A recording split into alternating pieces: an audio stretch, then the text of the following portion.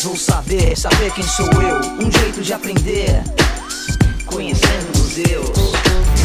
O Brasil viajar sem sair do lugar, Cafuso ou Mameluco, saber quem sou eu. Vou logo resolver, conhecendo museus. Capivara, Pequi, Opala, Sambaqui, entender de Minas, saber quem sou eu. Como posso descobrir? Conhecendo museus, conhecendo museus. Neste mundo vou entrar, o universo conhecer a mim, saber quem sou eu, já sei como fazer. Conhecendo museus, conhecendo museus. Conhecendo museus.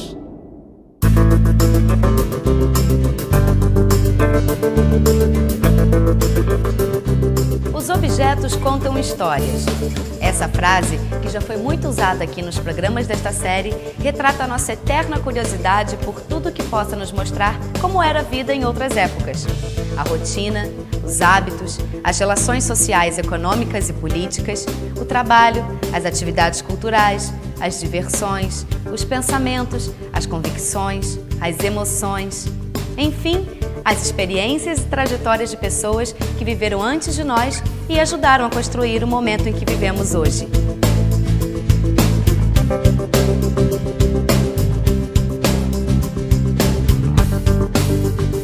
Se você está entre esses curiosos, vai gostar do que vai ver agora. Neste programa, trazemos um verdadeiro tesouro da memória brasileira, reunido num dos maiores e mais importantes museus do país. Prepare-se para viajar no espaço e no tempo, conhecendo o Museu Histórico Nacional.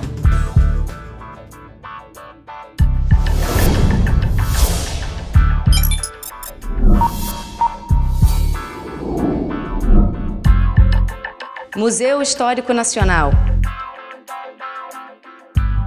O conjunto arquitetônico, criado a partir do antigo Forte de Santiago, na Ponta do Calabouço, é por si só um grande atrativo do museu. Hoje em dia, a gente chama o conjunto arquitetônico que abriga o Museu Histórico Nacional, formado por 3 edificações, que a gente praticamente não vê as divisões entre elas, mas existem.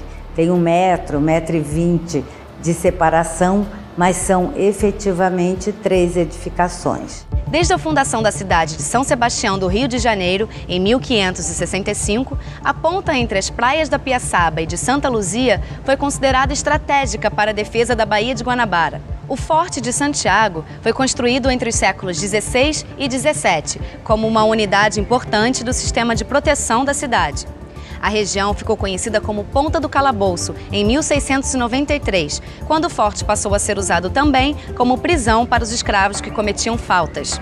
Em 1762, foi construída, ao lado do forte, a Casa do Trem, para guardar os armamentos, chamados de trem de artilharia, das tropas enviadas por Portugal. Com a elevação do Rio de Janeiro à condição de capital, foi construído em 1764 o Arsenal de Guerra para o reparo de armas e fabricação de munições. A chegada da família real, a independência e o estabelecimento do Império transformaram o conjunto da Casa do Trem e do Arsenal de Guerra num grande centro de produção e guarda de armas e munições para o Exército Brasileiro. No início do século XX, o vizinho Morro do Castelo, considerado um impedimento para a modernização e urbanização da cidade, foi demolido e a terra usada nos aterros da Urca, Lagoa Rodrigo de Freitas e outras áreas baixas da Baía de Guanabara. O arsenal foi transferido para a Ponta do Caju e o lugar recebeu novas funções. Pavilhão das grandes indústrias da Exposição Internacional de 1922, que celebrava o centenário da independência do Brasil.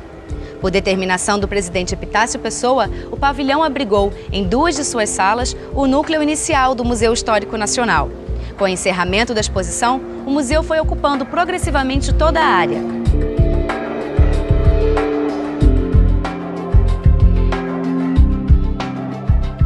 Da Fortaleza de Santiago e da prisão do Calabouço, restam apenas as fundações.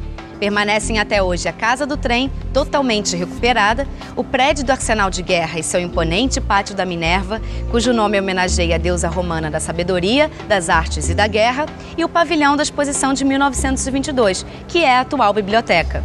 Juntos, formam um dos mais significativos conjuntos arquitetônicos da cidade, com uma área de 20.000 metros quadrados.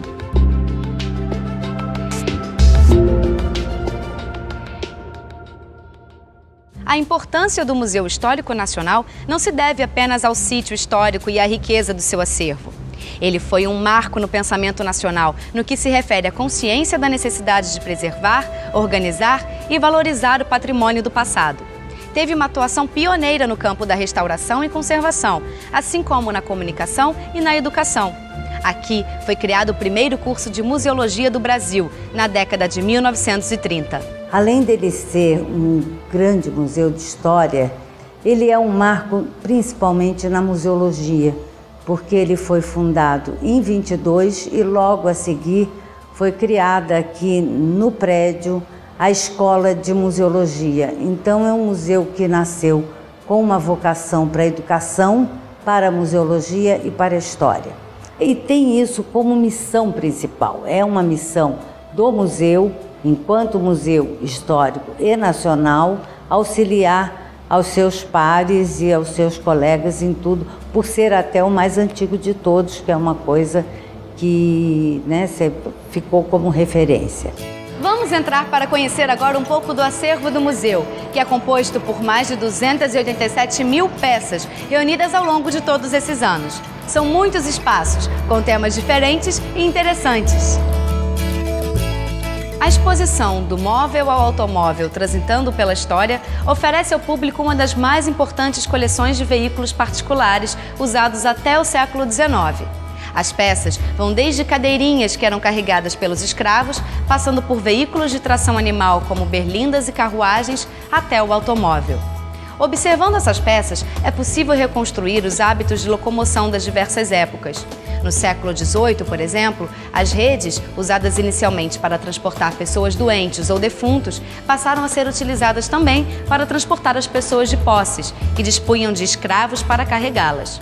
As famosas cadeirinhas, que nada mais eram que adaptações das redes com cobertura e piso, eram conhecidas como móveis de arruar, móveis domésticos que iam à rua, por isso o termo arruar. As liteiras, uma evolução das cadeirinhas, com lugar para 2 pessoas, podiam ser carregadas também por animais. Na periferia do Rio de Janeiro, além de animais de montaria, eram utilizados os carros de boi. O homem continuou buscando o conforto e a velocidade, aperfeiçoando lentamente os veículos. Os carros de tração animal tinham as caixas ligadas diretamente aos eixos das rodas, o que era muito desconfortável. A partir do Renascimento, surgiu na Europa um novo tipo de carro, o coche, com a caixa suspensa por correias de couro, sem contato direto com as rodas. No século XIX, surgiu a carruagem, mais cômoda, devido ao novo sistema de suspensão da caixa. Com lanternas e o banco do cocheiro, a boleia, mais elevado, a carruagem permitia uma condução mais segura e maior visibilidade para o condutor. Possuir um desses grandes carros era bastante custoso, pois era necessário manter cavalos, cavalariços, cocheiros.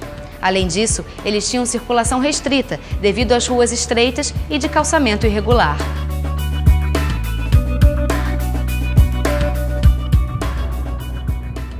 Com a chegada da corte ao Brasil, isso mudou. Vieram também muitos veículos de transporte e a urbanização da cidade começou a ser radicalmente transformada, com a abertura de ruas mais largas e um novo plano de edificações. A evolução continuou com a criação dos veículos automotores. Cosmopolita, a cidade do Rio de Janeiro adotou rapidamente as novidades europeias e em 1900 já circulavam por aqui os primeiros automóveis. O automóvel Protos, um dos 2 únicos exemplares existentes no mundo, era usado pelo Barão de Rio Branco e foi incorporado ao acervo em 1925.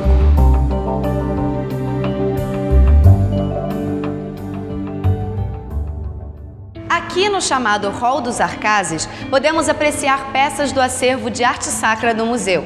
São essas valiosas pinturas cusquenhas dos séculos XVII, XVIII e XIX.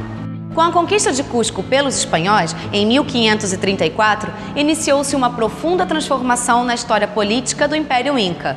Além de se apropriar das suas riquezas, os espanhóis desejavam converter as almas pagãs dos conquistados ao catolicismo. Para isso, usavam as pinturas com finalidade didática, usando a imagem associada à palavra para transmitir os dogmas religiosos. Formou-se assim uma escola de pintores índios ou mestiços, iniciados pelos artistas religiosos na prática do desenho e da pintura. Vale destacar que o termo cusquenho se aplica também à arte colonial produzida em outros países andinos, como Bolívia e Equador. Juntas, todas essas obras formam um rico painel da arte sacra na América Latina.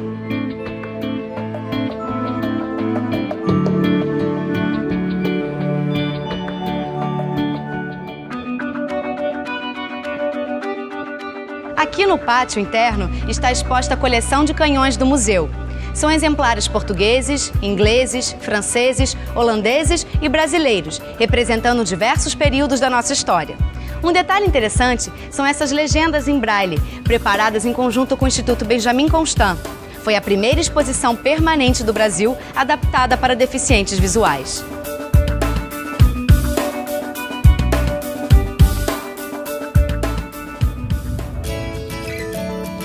Nesta ala, diversos objetos e obras são usados para mostrar a relação entre a formação da sociedade brasileira e os movimentos de expansão e defesa do território. O destaque fica por conta da tela de Vitor Meirelles, Combate Naval do Riachuelo, que retrata um dos momentos mais marcantes da Guerra do Paraguai, em que a esquadra brasileira saiu vitoriosa.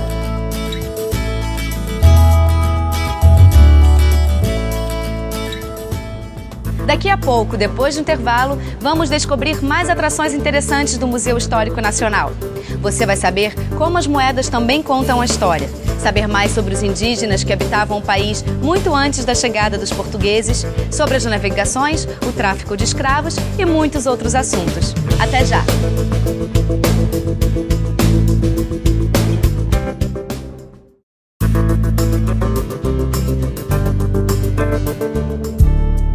A Casa do Trem, construída em 1762, foi totalmente restaurada para abrigar a coleção de numismática do museu. A coleção tem 129 mil itens e é considerada a mais importante do gênero da América Latina e uma das mais significativas do mundo. A exposição As Moedas Contam a História engloba desde os primeiros sistemas de troca utilizados pela humanidade até a implantação da moeda unificada, o euro, para facilitar as transações comerciais entre os países da União Europeia no século XXI. Traz cerca de 3 mil moedas, que são importantes fontes de informação política, econômica, histórica e cultural sobre os povos que a utilizaram.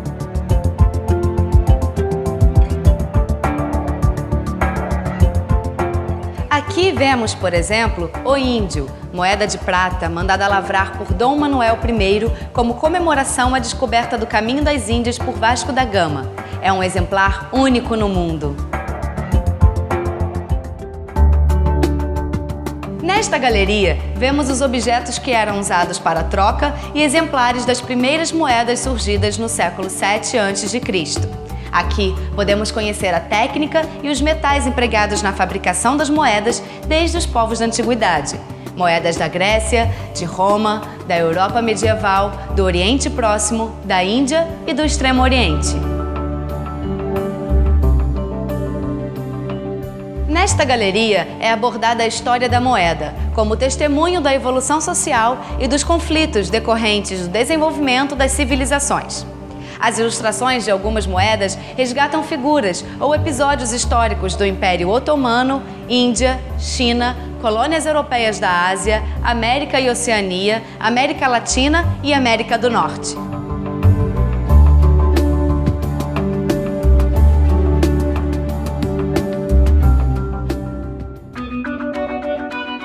Olhem que interessante, aqui o museu coloca um mapa com diversas moedas do mundo todo nos dias de hoje.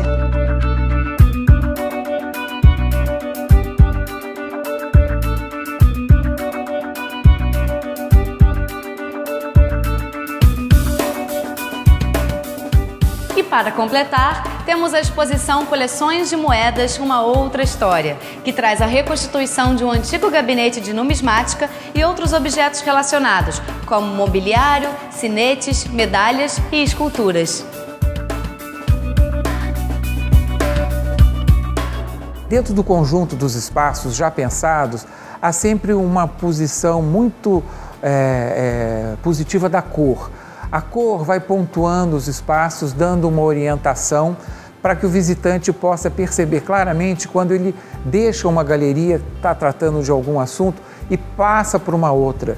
Então, no caso da exposição Oreretama, nós pensamos a construção, desde a apresentação inicial, a primeira galeria que se faz a recepção do público, uma sala toda trabalhada com um tom muito quente, de terracota, isso que é uma reconstituição de uma caverna cenográfica, já vai tendo uma intenção de cor. Você tem a sequência do azul, que está ligado a esse espaço mais arqueológico, depois esse azul se transforma numa grande galeria verde. Essas cores todas têm uma intenção. Então nós trabalhamos com o terra, o azul, o verde. A próxima galeria tem como cor predominante o amarelo, porque já mudou o tema, é um outro espaço. Isso vai formando no visitante uma ideia de conjunto, uma ideia de espaço, uma ideia de tempo, daquele conjunto de salas, daquele conjunto de ações e de informações, formando grupos.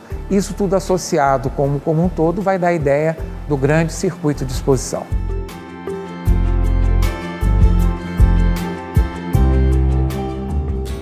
Quando se fala em história do Brasil, pensamos logo nos portugueses e na colonização. Mas não podemos esquecer que quando os europeus chegaram ao chamado Novo Mundo, as populações indígenas já viviam aqui há pelo menos 500 séculos. A palavra Oreretama significa nossa terra, nossa morada, em tupi, tronco linguístico ao qual pertence um grande grupo de indígenas descendentes dos primeiros habitantes da nossa terra. Aqui fazemos uma viagem pela pré-história brasileira. Por meio dos vestígios materiais deixados por essas populações, os arqueólogos puderam fazer uma reconstituição aproximada dos hábitos, ritos, lendas, utensílios, artes, comunicação e organização social dos nossos ancestrais nativos. Nesta área, os objetos expostos nas vitrines e painéis mostram a vida cotidiana do índio desde o período do contato com o europeu até os dias de hoje.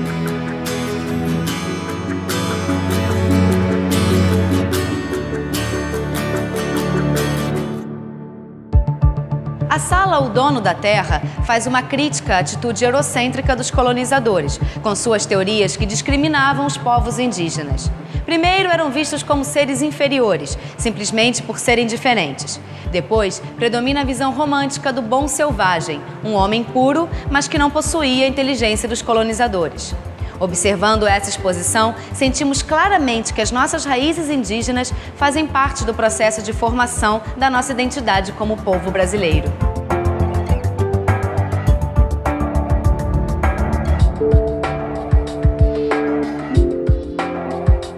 Esse espaço da exposição é dedicado ao processo de inserção de Portugal nas rotas marítimas e comerciais, até então monopolizadas pelos venezianos e genoveses dos séculos XIV e XV. Louças, marfins, tecidos e temperos circulavam por essas rotas, e dominar esse comércio significava aumentar o poder e a riqueza do Estado e da Igreja Católica. Acompanhamos aqui o descobrimento do Brasil, os primeiros tempos de Brasil Colônia, a cana-de-açúcar e as rotas do tráfico negreiro.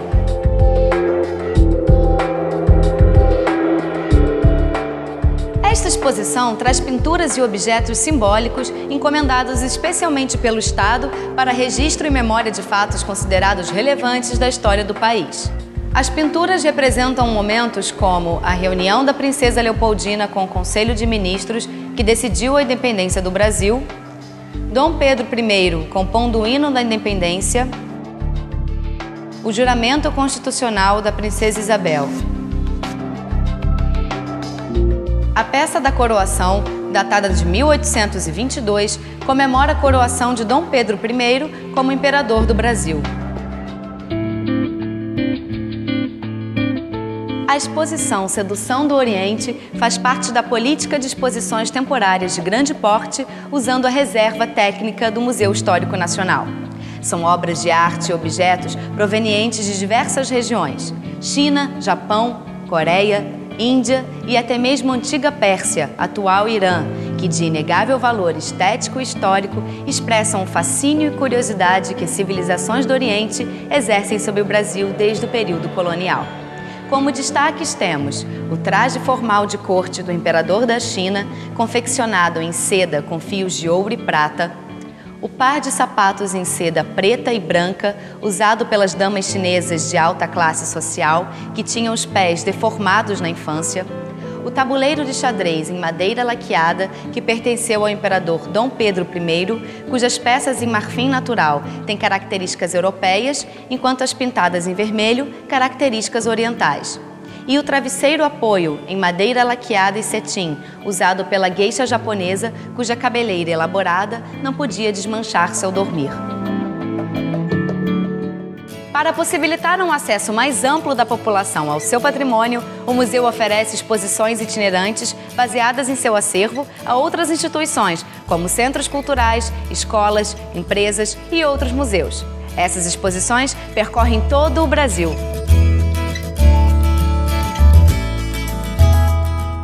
O Museu Histórico Nacional dispõe de uma biblioteca com 54 mil obras sobre história, história da arte, museologia, heráldica, numismática, genealogia e moda. E um amplo arquivo histórico com 50 mil documentos iconográficos e manuscritos sobre a história do Brasil. São diversas coleções que incluem, além dos documentos e publicações, fotografias, partituras, desenhos e aquarelas. Vale a pena conhecer o trabalho da Divisão Educativa do Museu, que desenvolve projetos e eventos dirigidos a alunos e professores das redes pública e particular. Projetos sociais também fazem parte das ações do museu, em parceria com outras instituições. O museu hoje em dia é colorido, é alegre, é interativo e tem muita coisa para se fazer. Por exemplo, a turma que gosta de RPG, que gosta de jogos de computador e que gosta principalmente de fazer jogos, de construir, aqui tem um campo super fértil. Nós fizemos há uns anos atrás um encontro de jogadores de RPG que vieram se inspirar na nossa história para poder construir seus jogos. Então, eu acho que a turma que está aí, adolescentes e jovens, venham conhecer o Museu Histórico, venham se inspirar. A gente não é velho, a gente não é passado, a gente não é chato, eu garanto que a gente é legal.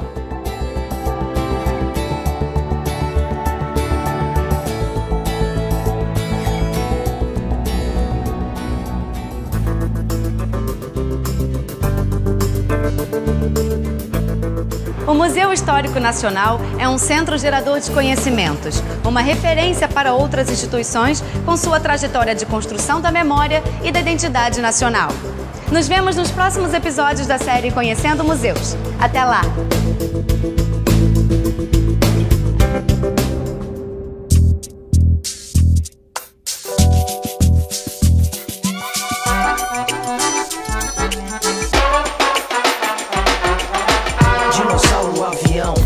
Timão, histórias vou saber quem sou eu, um jeito de aprender, conhecendo museus.